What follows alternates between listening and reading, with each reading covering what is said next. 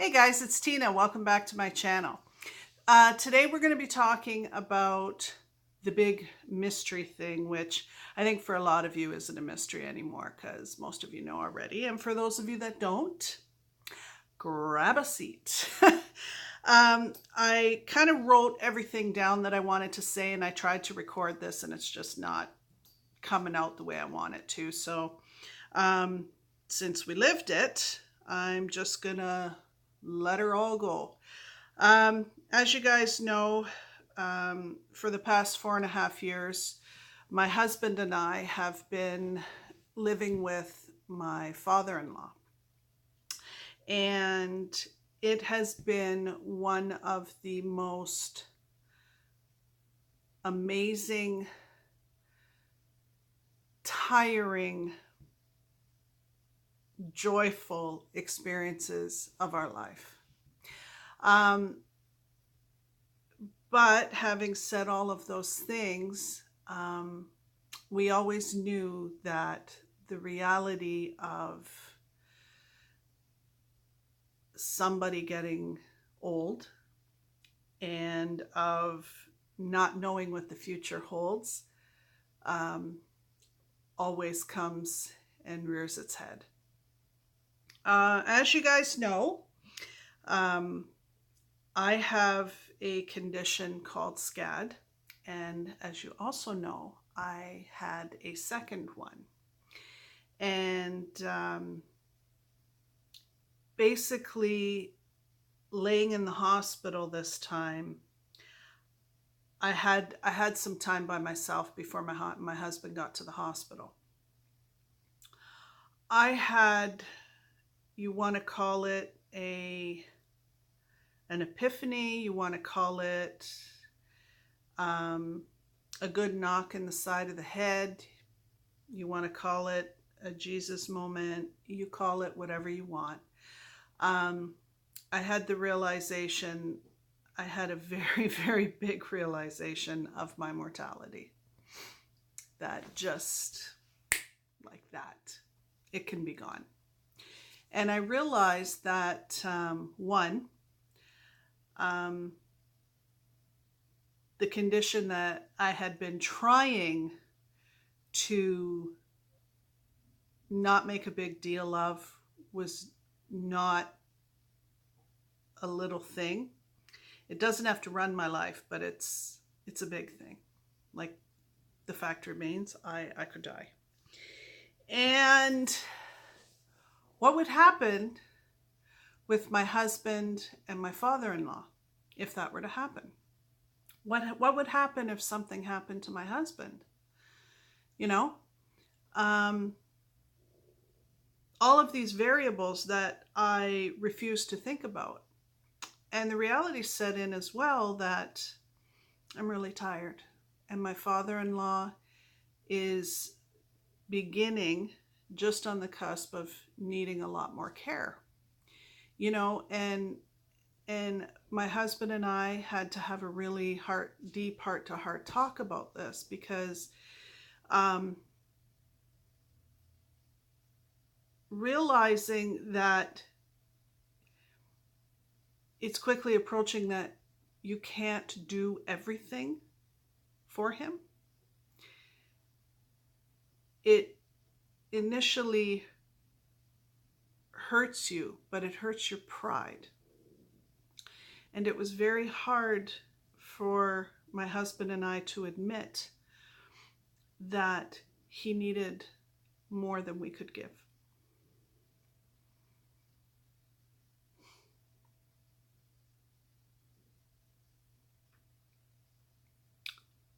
Because that wasn't the plan. So, we started talking to family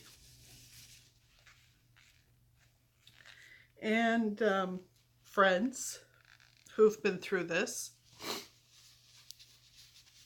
and each other quite a bit over the past few months. And we realized that we had to make some decisions. So initially, my husband only has a couple siblings that live here in our same city, but his one sister has been, pivotal, and my brother-in-law with all of this. So anyway, doesn't matter. The long and the short of it is that they talked to their dad, my father-in-law, and he is going to be in February going to a retirement home. He's in a brand new wing that they're building now, and it'll be ready in February. And he got to see the whole facility, what it's like, and it was a little bit surprising to hear that he needs assisted living, that which is kind of stupid considering that, he needs assistance here, so why wouldn't he need it there? But it sort of all kind of became reality. And just knowing that he's going to be going somewhere where they're professionals, they're going to be able to engage him and encourage him in ways that maybe we can't. And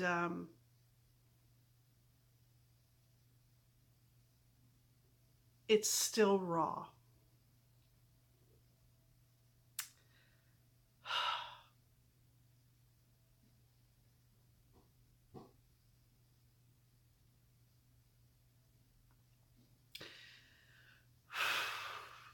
Guys, I think this is absolutely the shittiest video I've ever had to make.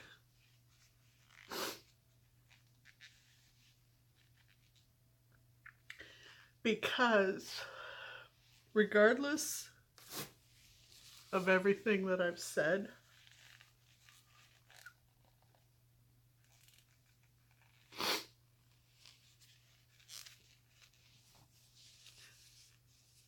even though I know what I know,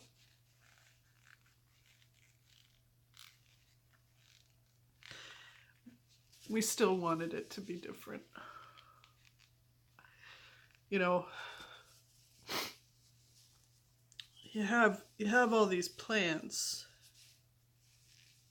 and so many people in our life, when we would tell them how we thought it was going to be, they would smile,